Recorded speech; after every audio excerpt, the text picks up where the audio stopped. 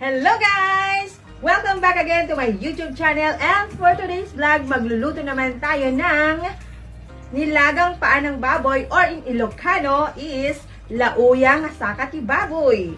So, gusto kong samahan nyo ko guys kung paano ako nagluluto ng masarap na Ilocano version. So, I'm sure na mag-enjoy kayo guys, at keep on watching and let's go!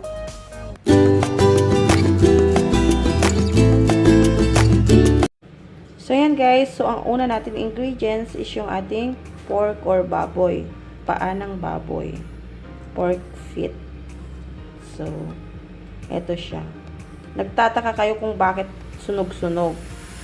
Kasi, sinunog ko talaga yung mga buhok ng baboy dun sa paa niya. So, mas maganda pag ganito. Ganito nyo gawin. Para naman clear na walang buhok na nakikita sa may mga karne niya. So, ayan. Talagang sinunog ko talaga siya ng pasadya. Next natin na ingredients ay buto ng sitaw. So, ayan. Ayan. So, ayan siya. Kung gusto nyo ng mas marami, pwede din. Kasi ako, paborito ko yung buto ng sitaw. So, kinadami ko talaga. So, next natin na ingredients ay ang ating sibuyas or onion. Next natin na ingredients is yung ating bawang or garlic. Ganito ko siya pinipit guys. Pitpitin nyo lang. Yan. Huwag nyong tanggalin yung balat ng ating bawang kasi ito yung nagpapasarap. Ito yung isang sekreto ng masarap na luto. Lalo na pag may mga sabaw-sabaw. So, ang next natin na ingredient, syempre di mawawala ang ating patis or fish sauce. Ayan. Ang next is yung ating paminta or black pepper. So, ayan. And next, yung ating asin or salt. And next is yung ating mantika or vegetable oil. And then, syempre di mawawala ang ating magic sarap. So, ayan guys. So, ang una natin gagawin is hugasan natin yung buto ng ating sitaw.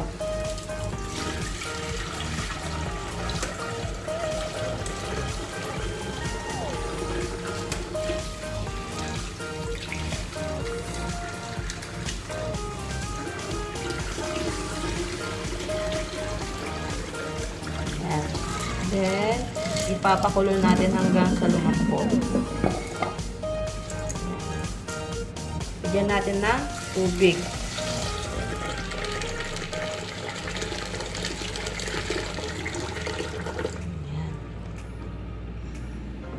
So, ayan guys, ipapakulo lang natin siya. Papalambot natin siya. Hayaan natin hanggang lumambot guys. Yan, takpan ulit natin siya. So, ayan, takpan lang natin. Hayaan lang natin siya. So, ayan, ang sunod naman natin gagawin is ipakulo natin yung ating baboy or pork feet.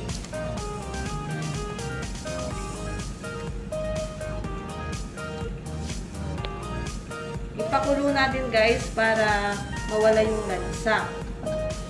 Lalo na dito sa ibang bansa, malansa ang baboy dito. So, ang ginagawa ko is linalagyan ko siya ng paminta at saka yan, lalagyan na natin siya ng bay leaves para pampawala ng lansa. And then, siyempre, lagyan din natin siya ng paminta or black pepper. Ayan, para mas masarap guys. Ayan. Pakulo lang natin siya guys. So, yan guys, kumulo na siya. So, tatanggalin na natin siya. Ayan. So, huhugasan lang natin siya saglit.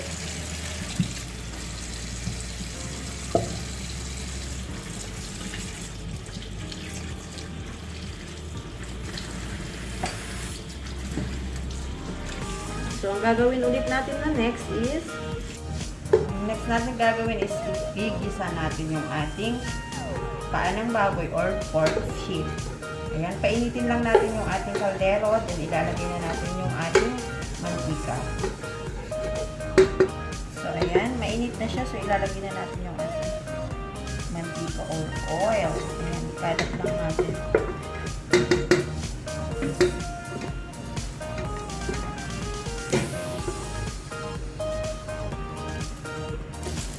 Para sa amoy lang.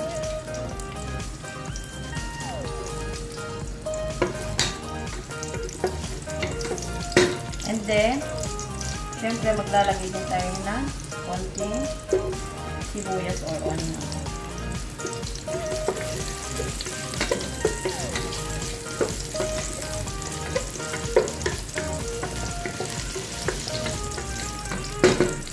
Then, ilalagay na natin yung ating baboy or pork.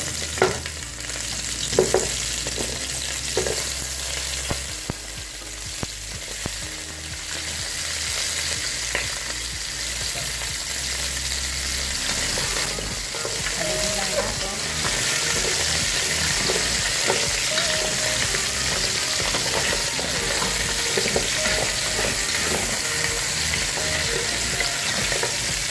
Yan, pag alam na natin siyang nagisa na, lalagyan na natin yung ating patis or chicken. Yan, pagkakas natin ito.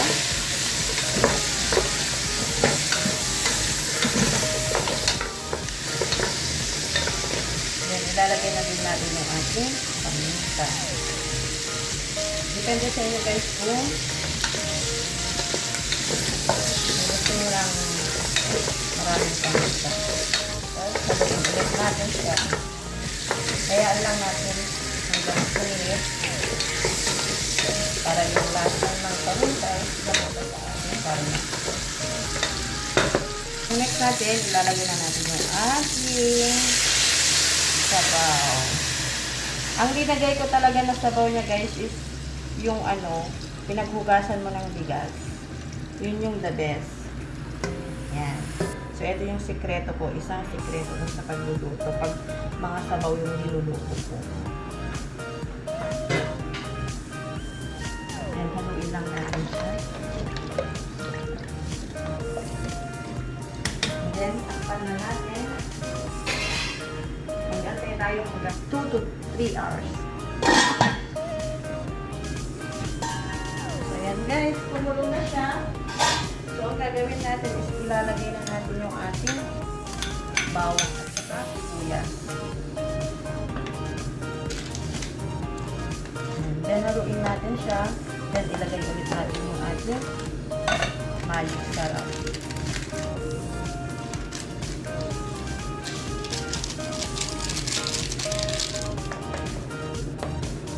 Haluin lang natin siya guys. Then, ilagay ulit natin yung ating. Pero, tikman muna natin bago natin ilagay yung asin.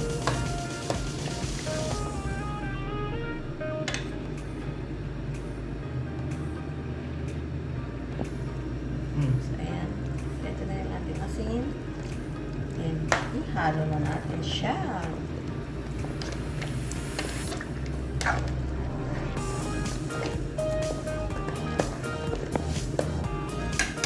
Then, takpan ulit natin siya hanggang lumambot. Hanggang makumpleto natin yung 2 to 3 hours. Tapos, lagyan natin siya ng sikretong pampalambot yung ating tinidor. So, ito na po yung ating tinidor. Wala po yan kalawang, ha? So, lalagay na natin siya. Then, takpan. Yun. Then, mag-antay tayo. Ulit. So, ayan. Check natin. Diba? Medyo matanggal yung balat niya guys. Konti pa, konti pa.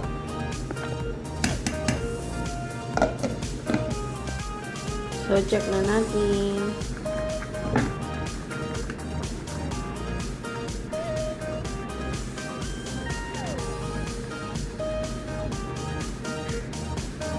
Ayan, okay na siya guys. Okay na siya. So, i-drain na natin siya. So, miskan lang natin siya ng konti na tubig para ma-stop yung ano niya. Kasi kapag mainit yung ilalim, patuloy pa rin ang ano niya, paglalambot niya. So, miskan lang natin sa konti. So, ayan. So, ayan guys. Okay na siya. Ayan. Okay na siya guys. Ang bango niya. Ayan. Okay na siya. Malambot na pati. Ayan guys. O, tignan nyo. Di ba ang lambot? So, ang next na natin gagawin is ilalagay na natin yung ating buto ng sitaw. Ayan. Ilalagay lang natin. Tapos, antayin lang natin kumulo. Then, okay na siya. So, ayan. Haluin lang natin guys. Ayan. Halo-halo lang tayo. Ang bango niya. Takpan lang ulit natin siya. Antayin natin siyang kumulo. So, it's time to check guys. Ayan, kumulo na siya. So, okay na siya. Wow, nagugutom tuloy ako guys. So, ayan guys. Luto na siya. Ayan.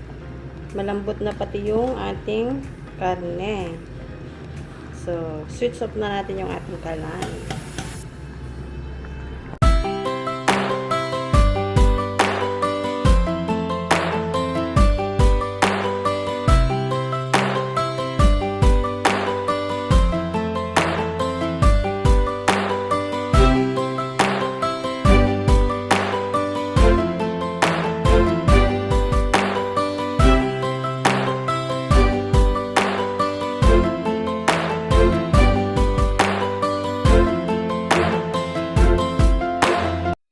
And that is our vlog for today. Hope ko na nag-enjoy kayo sa aking recipe for today. At hope ko din na may bago kayong natutunan sa aking vlog for today.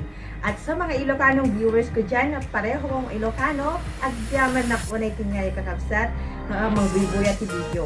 At kung bago naman po kayo sa aking YouTube channel, please like and share, and don't forget to subscribe. Pakiclick lang po yung red bell button below para lagi kayong updated pag may mga bago akong video.